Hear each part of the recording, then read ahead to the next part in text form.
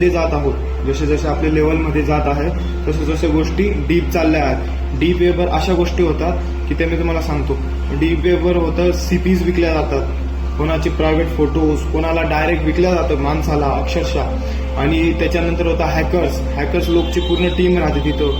Hackers कोणाचं तुम्हाला जर काही कोणाचं सोशल मीडिया अकाउंट हॅक करायचंय, कोणाचं इंस्टाग्राम हॅक करायचंय, कोणाचं फेसबुक हॅक करायचंय, कोणाचं काही बँक अकाउंट हॅक करायचंय, कोणाच्या काही गोष्टी हॅक करायच्या तुम्हाला, तर त्या सगळ्या गोष्टी तुम्हाला डीप वेबवर जावं लागेल त्या गोष्टी प्राप्त करायसाठी. पण तिथं जाणं सोपं नाहीये. तिथं गेल्यावर जे आपण समोरच्याशी आपण जे ट्रान्झॅक्शन करतो हॅकर्सशी, त्याचा शिकार आपण स्वतः होऊन जातो कधी कधी.